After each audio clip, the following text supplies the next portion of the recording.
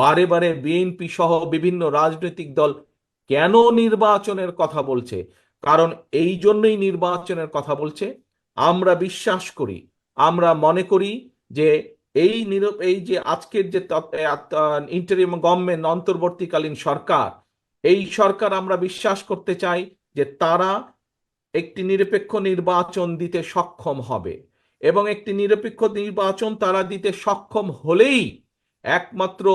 সেই প্রকৃত ব্যক্তিগুলো নির্বাচিত হয়ে আসতে পারবে যারা সত্যিকারভাবে জনগণের কথা বলবে, যারা সত্যিকারভাবে জনগণের স্বার্থ নিয়ে চিন্তা করবে।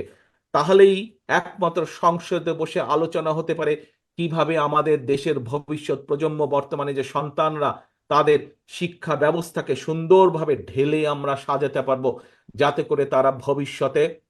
শুধু পুঁথিগত বিদ্যা না, তারা যে আমাদের মূল্যবোধ, সামাজিক মূল্যবোধ, সেই মূল্যবোধের আলোকেও শিক্ষিত হয়ে তারা দেশ গঠনের কাজে নিজেদেরকে নিযুক্ত করতে পারে। আজকে যদি নির্বাচনের, একটি নিরপেক্ষ নির্বাচনের মাধ্যমে প্রকৃতভাবে জনপ্রতিনিধি নির্বাচিত হয়ে আসে, তাহলে সেই জনপ্রতিনিধিরা সংসদে বসে আলোচনা করে সিদ্ধান্ত নিতে পারবে কিভাবে দেশের মানুষের স্বাস্থ্য সুবিধা বৃদ্ধি করা যায়, কিভাবে হাসপাতালগুলোতে, বিভিন্ন চিকিৎসালয়গুলোতে মানুষের স্বাস্থ্য সুবিধা নিশ্চিত করা যায়, কিভাবে তাদেরকে বেশি স্বাস্থ্য সেবা দেওয়া যায়। আজকে যদি সংসদে প্রকৃত জনপ্রতিনিধিরা নির্বাচিত হয়ে আসতে পারে একটি